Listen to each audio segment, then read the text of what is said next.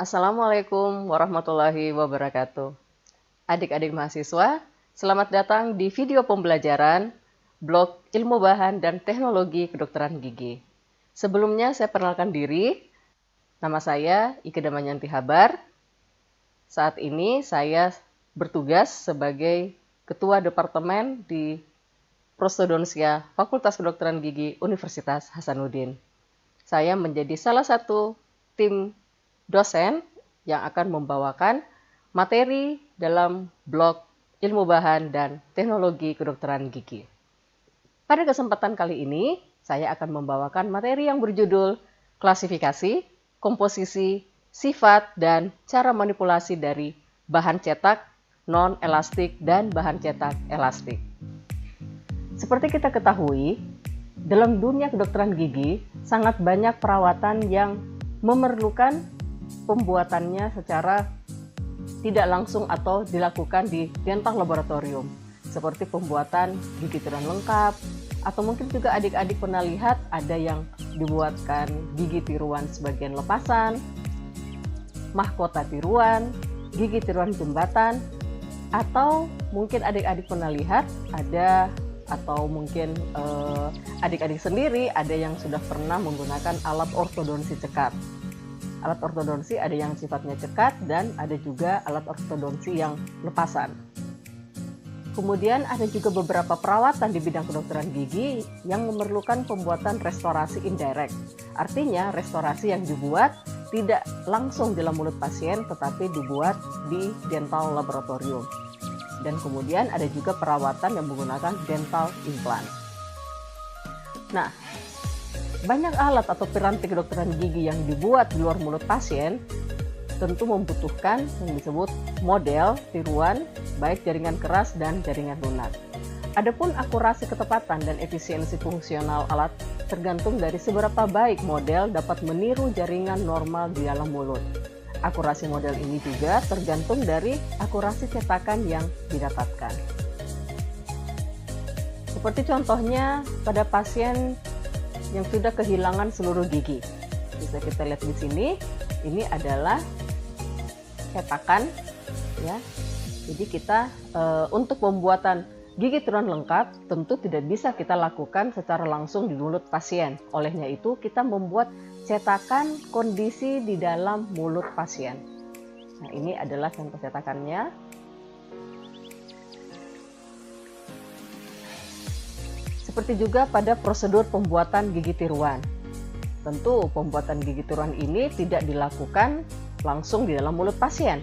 Tetapi sebelumnya kita melakukan pencetakan kondisi gigi dan jaringan di dalam mulut pasien yang disebut primary impression. Kemudian hasilnya menjadi studi model. Kemudian dari studi model ini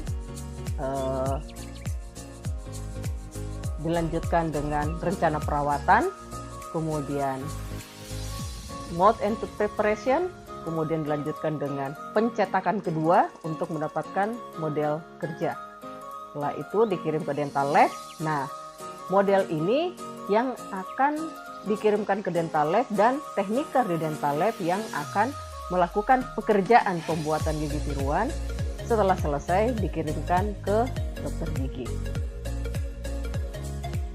Nah, ini juga contoh dari perawatan di bidang kedokteran gigi yang membutuhkan prosedur pencetakan. Seperti di sini pembuatan gigi tiruan jembatan, ya kita lakukan pencetakan. Nah, tahap pencetakan merupakan tahap pertama dari beberapa tahapan dalam pembuatan berbagai piranti kedokteran gigi. Sangat penting untuk meminimalkan ketidakakuratan pada tahap pencetakan. Kenapa? Karena ketidakakuratan tersebut dapat terekam dan mengganggu hasil akhir dari pembuatan piranti kedokteran gigi. Baik, kalau kita ke definisi, ya, jadi cetakan adalah catatan negatif dari jaringan pada rongga mulut. Cetakan adalah reproduksi negatif dari struktur gigi dan jaringan dalam rongga mulut yang terbuat dari bahan yang plastis. Artinya bahan tersebut tidak bersifat kaku ya, dan akan mengeras atau setting setelah berkontak dengan jaringan. Jadi pada saat cetakan dimasukkan ke dalam mulut, tentu saja bahannya harus lunak dulu. Nah, setelah beberapa saat bahan tersebut menjadi mengeras atau setting, nah kemudian bahan tersebut dapat dikeluarkan dari dalam rongga mulut. Seperti gambar yang di atas bisa dilihat, gambar di pojok kanan atas ya, ini adalah cetakan negatif atau catatan negatif dari jaringan. Ini untuk pasien yang sudah tidak bergigi, dan ini adalah catatan gigitan dari pasien yang masih memiliki gigi. Baik adik-adik sekalian, kita lihat ini adalah simulasi ya, bagaimana proses pencetakan dilakukan. Jadi di sini bisa kita lihat dibutuhkan yang namanya alat yang memasukkan alat yang akan ditempatkan bahan cetak yang disebut dengan sendok cetak yang dipegang oleh tangan ini ya. Kemudian diisi dengan bahan cetak. Nah, bahan cetak ini sifatnya masih lunak. Kemudian kita masukkan ke dalam mulut pasien untuk dilakukan pencetakan. Nah, jadi ini pencetakan ya. Jadi pencetakan yang dilakukan di mulut pasien. Kita bisa lihat mulut pasien dimasukkan. Hasilnya adalah gambar yang di kanan ini. Ini adalah catatan negatif dari hasil pencetakan yang kita lakukan tadi. Nah, catatan negatif ini kemudian akan diisi dengan bahan untuk yang disebut dental gypsum. Jadi gips ini, jadi tadi yang lubang-lubang di hasil cetakan negatifnya ini ya, lubang-lubang ini akan diisi dengan dental gips dan hasilnya menjadi model atau cast. Inilah hasilnya. Ini model untuk pasien yang masih bergigi, baik gigi rahang atas dan gigi rahang bawah tercetak dengan baik. Dan yang gambar sebelah kanan adalah model dari pasien yang sudah tidak bergigi lagi. Baik, kembali ke tadi yang telah saya jelaskan, adik-adik sekalian, mengenai sendok cetak ya. Jadi tadi ada alat yang digunakan untuk memasukkan bahan cetak ke dalam mulut pasien, itu disebut sendok cetak, sendok atau tray ya. Sendok cetak ini ada 3 macam, ada sendok cetak sediaan, ada sendok cetak individual, dan sendok cetak modifikasi. Yang dimaksud dengan sendok cetak sediaan adalah sendok cetak yang buatan pabrik, dibuat dengan ukuran 1, 2, 3 atau SML atau ABC sesuai dengan ukuran besar rahang. Di sini kita bisa lihat macam-macam dari sendok cetak sediaan. Ada yang berlubang-lubang perforated terbuat dari logam, ada juga yang di bawah ini kita bisa lihat ya, dan ada juga yang terbuat dari bahan plastik ya. Nah, jadi ini adalah macam-macam bentuk dari sendok cetak sediaan yang digunakan. Ada yang sebagian tergantung kebutuhan dari dokter gigi nanti. Kemudian sendok cetak yang kedua adalah sendok cetak individual atau sendok cetak perseorangan, atau nama lainnya disebut custom tray. Kenapa disebut sendok cetak individual? Karena sendok cetak ini dibuat khusus untuk satu orang pasien saja. Tidak bisa digunakan berganti-ganti. Beda dengan sendok cetak sediaan tadi ya, yang buatan pabrik. Dan ini memang betul-betul fit sesuai untuk kondisi satu orang pasien saja. Baik, kita lanjutkan. Fungsi bahan cetak adalah untuk mencatat secara akurat bentuk jaringan mulut dan hubungan antar ruang. Saat melakukan pencetakan, bahan bersifat plastis atau masih lunak ya, masih encer, kemudian dimasukkan ke dalam mulut dan ditempatkan berlawanan dengan jaringan mulut sampai bahan tersebut mengeras. Nah, setelah bahannya mengeras atau setting, cetakan dilepaskan dan dikeluarkan dari mulut dan digunakan sebagai replika jaringan mulut. Selama waktu tersebut, sendok cetak harus dijaga tetap pada posisinya Jadi jangan digeser-geser ya, jangan berubah. Untuk apa? Untuk mencegah terjadinya distorsi pada saat bahan mengeras yang dapat menyebabkan cetakan menjadi tidak akurat lagi. Nah, kembali bahwa pencetakan menghasilkan reproduksi negatif dari jaringan. Kapan dia disebut reproduksi positif? Bila cetakan negatif ini telah diisi dengan gips atau bahan yang sesuai yang dimasukkan ke dalam cetakan dan ditunggu sampai mengeras. Reproduksi positif inilah yang disebut model atau cast bila meliputi daerah jaringan mulut yang luas. Sedangkan dia disebut die bila satu atau beberapa gigi saja yang ada perawatan yang disebutkan gigi tersebut telah dipreparasi, itu yang dicatat. Ini contohnya. Jadi ini adalah cetakan negatif, kemudian diisi dengan dental gips, kemudian dikeluarkan, hasilnya menjadi cetakan positif atau model atau cast. Nah, adapun kriteria dari bahan cetak. Yang pertama, bahan tersebut harus cukup cair, mampu beradaptasi dengan jaringan mulut, tetapi cukup kental untuk tetap dalam sendok cetak sampai bahan tersebut masuk ke dalam mulut pasien. Bahan dapat berubah menjadi keras, tetapi ini kerasnya bukan menjadi keras seperti batu, tidak ya, tetapi dia menjadi seperti karet, di mana waktu pengerasannya atau setting time-nya ini kurang dari 7 menit.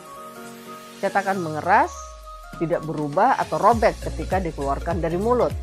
Kemudian yang keempat, dimensi dari bahan cetak ini harus tetap stabil sampai bahan tersebut dicor dengan gips. Kemudian sifat bahan cetak yang selanjutnya yang ideal adalah tentu saja harus dapat diterima oleh pasien dalam hal bau dan rasa. Bahan ini juga tidak boleh beracun atau tidak boleh mengiritasi jaringan dalam mulut. Tidak ada perubahan yang berarti setelah dilakukan desinfeksi. Bahan ini juga harus kompatibel dengan bahan die dan model. Dan yang terakhir, bahan tersebut dengan kualitas penyimpanan yang baik, tidak terjadi perubahan sebelum dilakukan atau digunakan di dalam klinik. Ini contohnya ya, jadi ini sekedar sketsa dari pencetakan yang dilakukan. Jadi misalnya ini di dalam gigi, kemudian ini yang baris yang luar ini yang hitam adalah sendok cetak yang digunakan ya. Kemudian yang di antara sendok cetak dan gigi ini yang terisi dengan bahan impression material atau bahan cetak. Baik, adapun sifat bahan cetak yang ideal, misalnya untuk restorasi yang sifatnya cekat atau restorasi yang dibuat dan dipasang dalam mulut pasien yang tidak dapat dilepas oleh pasien. Syarat bahan cetak yang digunakan untuk prosedur pembuatan restorasi ini yang pertama adalah bahan tersebut harus dapat merekam dengan tepat semua aspek pada gigi yang telah dipreparasi dan struktur gigi yang tidak dipreparasi yang berbatasan langsung dengan tepi atau margin, sehingga memungkinkan dokter gigi dan teknisi memastikan lokasi dan konfigurasi dari garis akhirannya. Kemudian yang kedua, bahan tersebut harus mampu mencetak gigi lain dan jaringan yang mengelilingi gigi penyangga. Dengan kata lain, harus dapat mereproduksi secara akurat yang memungkinkan akan terlihat artikulasi model dan dapat dilakukan kontur restorasi yang tepat. Dan yang ketiga, harus bebas dari bubble atau gelembung udara, terutama di area garis akhiran. Kenapa? Karena kalau dari hasil cetakannya saja sudah tidak akurat, tentu tekniker di dental lab sulit membuat restorasi yang tepat sesuai dengan model yang dikirimkan oleh dokter gigi. Nah, ini sambungan dari sifat dari bahan cetak, tentu harus mempunyai keakuratan yang tinggi, sama dengan yang tadi juga bersifat biokompatibel, stabilitas dimensi yang tinggi, kompatibel dengan gips, kemudian mempunyai elastic recovery yang tinggi, tidak mudah sobek pada saat cetakan dikeluarkan dari mulut, mudah diaplikasikan atau mudah digunakan, kemudian long shelf life, maksudnya di sini bahan tersebut tidak cepat berubah dimensi. Bahan tersebut dapat bersifat hidrofilik, suka air, ataupun juga hidrofobik. Kemudian bahan tersebut harus mempunyai bau dan rasa yang dapat diterima oleh pasien. Kemudian mempunyai waktu setting time yang cukup pada saat dokter gigi melakukan pencetakan, dan tentu saja diharapkan cost atau biaya yang relatif terjangkau. Nah, baik adik-adik sekalian, kita lanjut yang disebut perbaikan elastisitas atau elastic recovery. Apa yang dimaksud dengan elastic recovery? Elastic recovery adalah kemampuan bahan untuk kembali ke bentuk semula setelah mendapat tekanan. Jadi kalau misalnya kita melakukan pencetakan, kita kan menekan bahan cetak untuk dicetakkan ke dalam mulut pasien. Setelah kita melakukan penekanan, bahan tersebut setting, kita akan melepaskan tekanan dan mengeluarkan cetakan tersebut dari mulut pasien. Nah, diharapkan setelah kita mengeluarkan cetakan dari mulut pasien, bahan tersebut akan recovery atau kembali ke bentuk semula, paling tidak sampai dia 98% kembali ke bentuk semula seperti pada saat dilakukan penekanan atau pencetakan. Nah, kemudian ini yang dimaksudkan sifat hidrofilik dan hidrofobik. Ada bahan cetak yang bersifat hidrofilik, artinya bahan tersebut suka dengan air. Ada pula bahan cetak yang tidak suka air yang disebut hidrofobik. Ini harus kita ketahui agar pada saat kita melakukan manipulasi atau penggunaan bahan tersebut, kita dapat menyesuaikan dengan sifat dari bahan tersebut agar cetakan yang dihasilkan menjadi akurat. Baik, impression material atau bahan cetak, ya, yang di sini harus diperhatikan adalah yang pertama adalah akurasi, yaitu kemampuan bahan tersebut untuk mereplikasi detail permukaan dalam mulut. Kemudian yang kedua, bahan cetak harus mempunyai dimensional stability, artinya mempunyai bahan tersebut mempunyai kemampuan untuk mempertahankan stabilitas dimensinya. Dengan kata lain, bahan tersebut tidak mudah berubah bentuk. Kemudian sifat yang ketiga adalah tear resistant atau kemampuan untuk menahan agar bahan ini tidak robek atau tidak sobek pada daerah yang tipis seperti tepi bahan cetak di sulcus gingiva. Jadi kita bisa lihat di gambar, ya. Jadi akurasi adalah kemampuan dari bahan cetak mencetak dengan detail akurat yang baik kondisi gigi dan jaringan dalam mulut. Kemudian dimensional stability adalah kemampuan dari bahan tersebut mempertahankan bentuknya setelah dikeluarkan dari mulut pasien. Dia tidak mudah untuk berubah bentuk. Dan yang terakhir adalah tear resistant, adalah kemampuan dari bahan tersebut. Kalau kita lihat di sini ya, untuk di daerah cervical gigi biasanya ada daerah yang tipis. Nah, diharapkan bahan tersebut pada saat dikeluarkan dari dalam mulut tidak mudah robek. Ya. Nah, kita lanjut ke pemilihan bahan cetak. Dari berbagai sifat dari bahan cetak, kita pasti akan memilih bahan cetak apa yang tepat digunakan untuk kasus pada pasien yang akan kita lakukan perawatan. Jadi yang pertama kita harus tahu dulu pekerjaan apa yang akan dilakukan.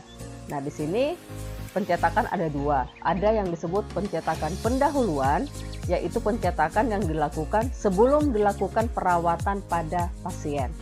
Jadi di sini kita mendapatkan model studi. Apa itu model studi?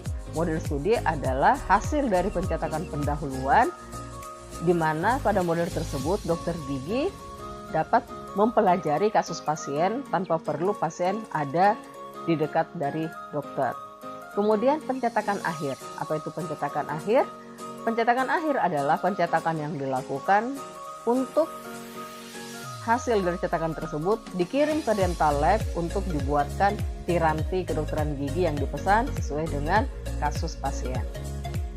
Nah, seberapa akurat yang diinginkan? Nah, ini tergantung dari kasusnya. Untuk kasus gigi tiruan sebagian lepasan, untuk kasus gigi tiruan cekat, untuk piranti ortodontik lepasan. Nah, dari berbagai kasus yang dilakukan, di sini kita bisa melihat seberapa akurat hasil cetakan yang diinginkan. Kalau misalnya untuk gigi tiruan sebagian lepasan basis akrilik, tentu tidak perlu cetakan yang sedetil, seakurat mungkin. Seperti misalnya kalau untuk pekerjaan gigi tiran cekat. Untuk kasus dengan gigi tiran cekat itu membutuhkan keakuratan yang sangat tinggi. Jadi kita harus lihat jenis pekerjaan yang ingin dilakukan. Nah, berdasarkan teknik yang digunakan, ada yang teknik pencetakan mukostatik, ada juga yang disebut mukokompresi. Jadi mukostatik adalah cetakan yang dibuat tanpa bahan tersebut menekan jaringan. Sedangkan mukokompresi adalah bahan cetak yang punya kemampuan untuk menekan jaringan. Nah, klasifikasi bahan cetak berdasarkan cara dari bahan tersebut setting atau mengeras terbagi dua. Ada yang reversible, ada yang disebut irreversible. Maksudnya apa? Reversible adalah bahan cetak yang berubah dari lunak menjadi setting mengeras itu tanpa reaksi kimia. Jadi di sini misalnya contohnya adalah agar hidrokoloid ataupun kompon cetak, di mana reversible dalam artian bahan tersebut dapat dari lunak menjadi keras dan dapat dilunakkan kembali. Jadi bahannya dapat dilakukan berulang-ulang. Berbeda dengan jenis yang kedua, irreversible.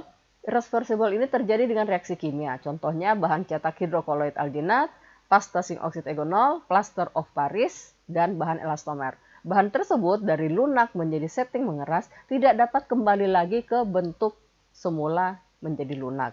Jadi misalnya terjadi kesalahan atau cetakannya tidak akurat, tidak bisa bahan tersebut digunakan berulang, tetapi harus menggunakan bahan yang baru lagi.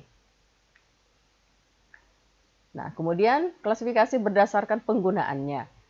Bahan cetak terbagi dua, ada yang disebut bahan cetak rigid atau non-elastik atau kaku, contohnya adalah plaster of Paris, zinc oxide egonol, impression compound, dan impression wax. Kemudian bahan yang elastik maksudnya di sini adalah bahan tersebut setelah dia setting, dia tetap elastis, dia tidak keras, tidak menjadi kaku. Contohnya adalah bahan cetak hidrokoloid yang terdiri dari agar dan alginat, dan kemudian bahan cetak elastomer. Contohnya adalah polisulfit, polieter, dan silikon. Demikianlah penjelasan mengenai bahan cetak, ya, part 1 atau bagian pertama untuk video pembelajaran bahan cetak atau impression material, bagian pertama. Terima kasih. Assalamualaikum warahmatullahi wabarakatuh.